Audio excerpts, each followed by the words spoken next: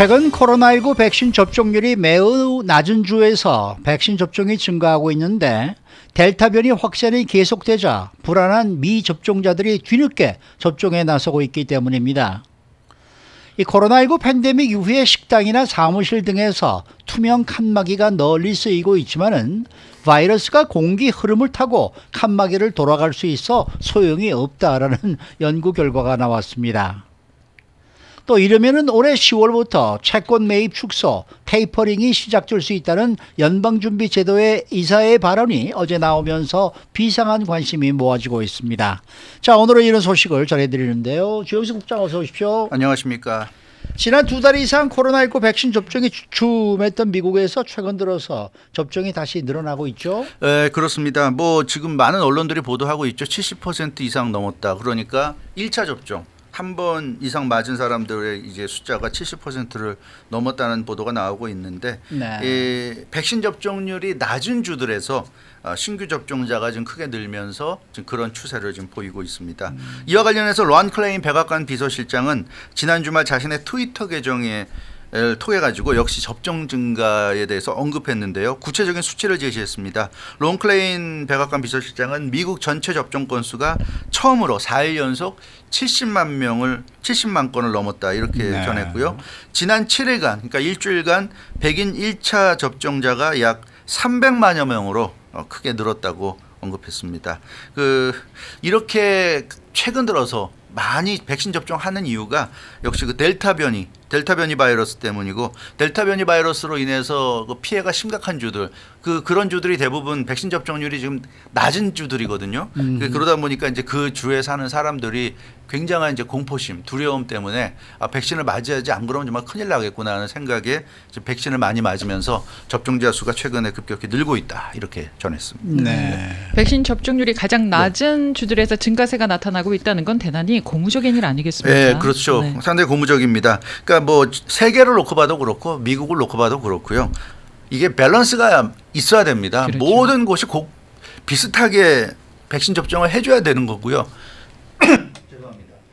어떤 곳은 굉장히 뭐 접종률이 80% 90%여도 어떤 곳이 막 30% 이러면 그거는 별로 안 좋은 거죠.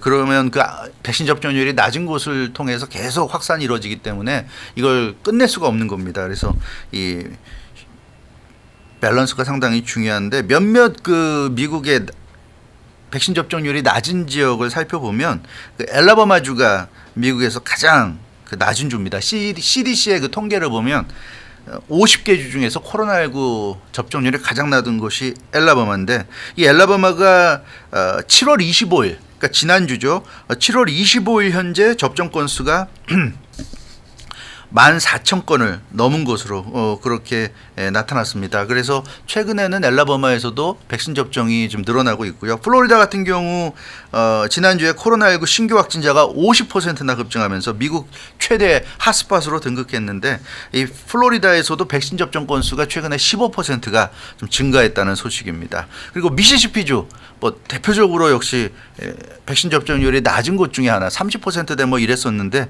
최근에 백신 1차 접종 주민수가 7월 초와 비교하면 지금 이제 한 달 정도 지난 지금 비교하면 3배가 넘게 늘었다고 그럽니다. 그래서 이제는 뭐 백신 접종이 대세가 되고 있다. 그리고 이 시간에도 말씀드리지만 백신 접종 안 하면 이제는 아무것도 할 수가 없어요. 지금 뉴욕에서는 이제 시 차원에서 강제 못 들어오게 하고 식당에도 못 들어가게 하고 이제 그런 조치를 내리고 있다는데, 이제 백신 안 맞으면 아무것도 할 수 없는 시대니까 점점 사람들이 많이 맞는 것 같습니다. 그러니까 뭐 그동안에 참 백신 안 맞겠다라는 사람들이 이렇게 많았는데 결국 벤타 변이 급 확산세 때문에 고집을 꺾고 있네요. 그러니까 좀 어떻게 보면 아이러니하다고 할 수 있는데요. 미리미리 했으면 좋을 텐데 막상 델타 변이 같은 이 아주 강력한 바이러스가 나타나고 이게 확산되는 걸 보면서 결국은 알아서들 이제 백신을 맞고 있는 그런 모습입니다. 델타 변이 아시는 것처럼 미국을 비롯해서 전 세계에서 지금 아주 급 확산세를 보이고 있고요. 사실은 델타 변이 같은 경우는 백신을 접종한 사람들도 지금 돌파 감염이 되는 것으로 그렇게 지금 나타나고 있습니다. 그래서 이 델타 변이가 굉장히 굉장한 그 파워풀한 바이러스라는 게 입증이 되고 있고, 델타 변이 바이러스에 감염된 사람들이 대부분 그러니까 지금 병원에 입원한 코로나 환자들의 거의 대부분이 지금 델타 변이 환자들이에요. 그래서 이 델타 변이 바이러스에 잘못 감염되면 병원에 입원할 수 있고 병원에 입원한다는 건 이제 중증으로 간다는 얘기니까 상당히 좀 걱정들을 하고 있는 것 같습니다. 그리고 백신 접종자들도 돌파 감염이 분명히 일어나고 있지만 그러나 그 퍼센테이지 비율을 놓고 보면 확률을 놓고 보면 확실히 미접종자에 비하면 미미한 수준이다. 그리고 감염이 되더라도 백신 접종자는 무증상이나 가벼운 증상에 그치지만 대부분 이 미접종자들의 경우가 이제 병원에 입원한다든가 중증으로 가고 뭐 심하면 사망까지 가는 이제 이런 상황이 되니까 백신 미접종자들의 위기 의식이 굉장히 좀 커지고 있는 것 같습니다. 그래서 백신 접종을 받는 경우가 늘어나고 있어서 이건 뭐 어떻게 보면 뭐 좋은 현상이라고 볼 수 있겠고요. 그래서 지금 1차 접종 이상 맞은 사람들의 비율이 미국에서 지금 70%까지 올라왔다는 그런 좀 보도가 나왔습니다. 네. 자, 코로나19 바이러스를 막기 위해서 왜 투명 칸막이 설치를 하는데 이와 관련해서 흥미로운 내용이 하나 있습니다. 이 칸막이가 별다른 효과가 없다. 이런 연구 결과가 그렇죠. 있네요. 지금 여기도 설치되어 있잖아요. 우리도 뭐 설치되어 있는데 네. 사실은 이 칸막이가 별다른 효과가 없다는 얘기입니다. 투명 아크릴 칸막이죠. 예. 식당이나 뭐 회사라든가 모든 업무 현장에 이 비말을 차단하는 침방울이 튀는 비말을 차단하는 이 아크릴 투명 아크릴 칸막인데 뭐 코로나19 팬데믹 이후에는 이게 뭐 어떻게 기본 중에 기본이 됐어요. 네. 이 투명 칸막이 없는 곳을 이제 찾아보기 어려울 정도로 실내에서는 이게 아주 핵심 아주 기본 그 구조물이 돼버렸는데 근데 이 투명 칸막이들이 코로나19 바이러스를 별로 차단하지 못한다는 그런 지금 보고서가 나온 겁니다. 비상사태 과학자문단 산하의 환경 모델링 그룹. 이 비상사태 과학자문단이 영국 정부에게 코로나19와 관련한 조언을 해주는 그런 기관이에요. 비상사태 과학자문단 산하의 환경 모델링 그룹이 이 투명 칸막이에 대해서 연구를 했는데 그 연구한 내용을 지난 주말에 공개했습니다. 근데 그 내용을 보면 투명 칸막이가 바이러스를 차단하지 못한다는 내용이 핵심입니다. 오히려 투명 칸막이가 바이러스 전파를 더 용이하게 만드는 그런 역할까지 한다. 네. 단순히 차단 못하는 것뿐만 아니라 더 용이하게 만들 수 있다. 이제 이런 내용까지 있어서 아주 심각한 경고이기 때문에 상당히 좀 충격을 주고 있는 상황입니다. 그러니까 이 바이러스가 칸막이를 넘어간다는 얘기죠. 예, 그렇습니다. 그러니까 좀 칸막이가 높게 돼 있으니까 우리 생각에는 뭐 말할 때, 뭐 웃을 때, 뭐 기침할 때 침이 튀겨도 이 칸막이에 걸리겠지 생각하는데 이게 그렇지가 않다는 거죠. 코로나 뭐 하여튼 사람이 기침을 하거나 재채기하거나 말을 하거나 숨을 쉬거나 웃거나 뭐 이럴 때 미세한 침방울이 방출이 됩니다. 많이 튀어나오면 우리 눈에도 보이지만 네. 대부분은 안 보이는데 튀어나오죠. 그렇죠. 튀어나오는데 그런 미세한 침방울이 그 전파가 된다는 얘기예요. 그래서 그 환경 모델링 그룹 이번 조사를 한 그 그룹의 설명을 들어보면 물론 전혀 방어를 못한다는 건 아니라는 얘기예요. 그러니까 2m도 안 되는 그러니까 그 6핏이죠. 우리가 사회적 거리라고 하는 6핏도 안 되는 굉장히 가까운 거리에 사람들이 다닥다닥 있을 때는 칸막이 설치하는 게 없는 것보다 확실히 좋다. 그거는 인정을 하는데요.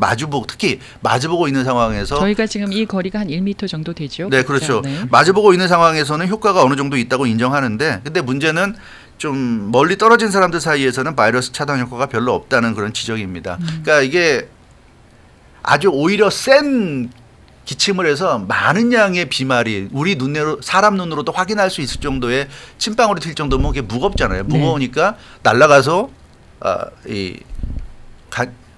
투명 막에 그냥 부딪히거나 뭐 땅바닥에 떨어지거나 이럴 텐데 눈에도 보이지 않을 만큼 나오게 되면 가볍기 때문에 공기의 흐름에 들어간다는 얘기예요. 그렇기 때문에 이 공기의 흐름에 들어가서 공기 흐름을 타고 넘어가거나 돌아갈 수 있다. 이제 그런 설명이 되겠습니다. 그래서 이 투명 칸막이만 믿고 뭐 마스크 안 쓰고 있고 이런 거 굉장히 위험하다. 이제 이런 지적입니다. 네, 그리고 이 또 투명 칸막이는 단순히 이 바이러스가 공기 흐름을 따라서 뭐 돌아다닐 수 있다는 거 이거 외에도요 또 다른 부작용이 있다고 하는데 그건 또 뭔가요? 예, 그렇습니다. 그런 그 공기 흐름을 따라 바이러스가 돌아다닐 수 있는 그런 위험도 있지만 그 외에도 또 있는데요.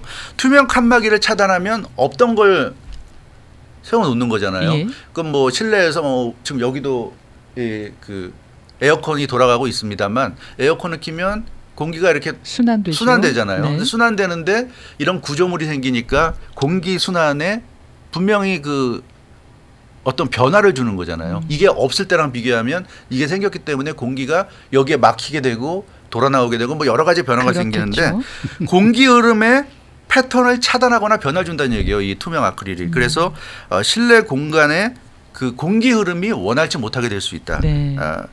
그래서 오히려 이런 투명 칸막이가 설치된 그런 실내 공간이 비말의 전파 위험이 오히려 높아질 수 있다. 이렇게 그 이번 연구 보고서에서 전하고 있습니다. 그러니까 각각의 실내 공간 현장에서 공기의 흐름 패턴이 있는데 이게 그 투명 칸막이를 설치함으로써 거기에 그 악영향을 미칠 수 있다. 그런 얘기고요.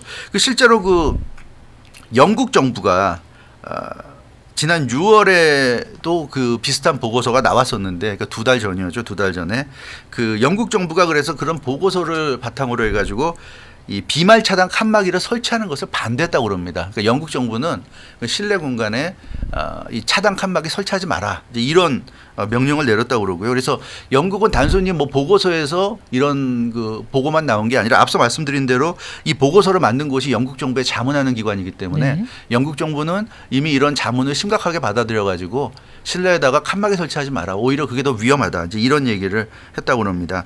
그 공기 흐름이 차단되기 때문에 오히려 바이러스 전파를 더 부채질할 수 있다. 이렇게 지금 영국 정부는 보고 있다고 그러고요. 그래서 특히 이 보고서를 제출한 쪽에서 이제 얘기하는 거는 칸막이가 설치되어 있다고 해서 막 마스크 벗어젖히고 그렇게 절대 안심하지 마라. 이제 그런 얘기입니다. 칸막이는 칸막이고 조심해야 된다는 그런 얘기가 되겠습니다. 지금 현재 실내에서는 마스크 써야 되잖아요. 그럼요. 그러니까 칸막이 있고 없거나 아무 그거는 뭐 대세에 전혀 영향이 없는 거고 오히려 안 좋은 영향을 줄 수도 있기 때문에 반드시 실내에서 칸막이가 있더라도 마스크를 써라 이렇게 그렇죠. 강조를 하고 있습니다. 그래도 칸막이가 조금은 요만큼은 도움이 되겠죠.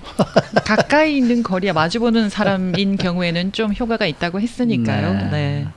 자, 연방준비제도에서 올가을에 테이퍼링이 시작될 수 있다라는 언급이 나왔는데요. 네, 그렇습니다. 이 연방준비제도 페드의 크리스토퍼 월러 이사가 그런 얘기를 했습니다. 어제 경제 전문 채널 CNBC에 출연해서 인터뷰했는데요. 이르면 올해 10월부터 채권 매입 축소 테이퍼링을 시작할 수 있다고 언급을 했습니다. 지금 8월이니까 뭐 10월이라고 그러면 이제 얼마 안 남았어요. 네. 2달 후인데요. 당장 2달 후부터 테이퍼링 들어갈 수 있다는 언급이기 때문에 많은 관심을 받고 있습니다.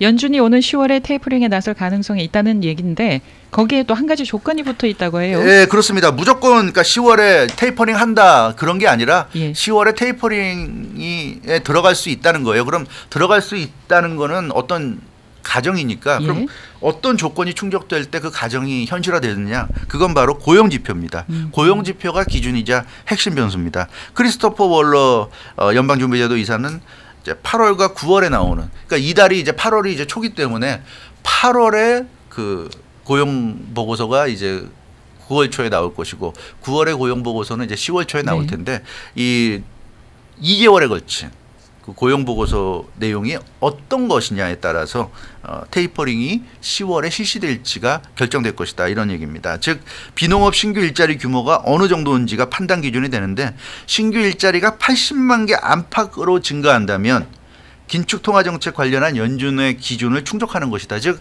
80만 개 이상으로 일자리가 늘어나게 되면 경제가 굉장히 좋다는 거잖아요. 네. 그러니까 연준이 생각하는 그 기준을 충족하고 그러면 더 이상 연준이 이렇게 시중에 돈을 풀 이유가 없다는 얘기예요. 돈을 푸는 이유는 지금 경제가 안 좋기 때문에 인공적으로 인위적으로 시장에 도움을 주고 있는 건데 굳이 연준이 도움을 안 줘도 이제 시장이 잘 돌아간다는 게 확인이 되는 겁니다. 그래서 10월 전까지 8월과 9월 두 번의 고용 보고서가 나오게 되는데 여기서 80만 개 안팎의 수치가 나온다면 그것은 실질적인 진전이고 그러면 테이퍼링을 10월에 할 수 있다.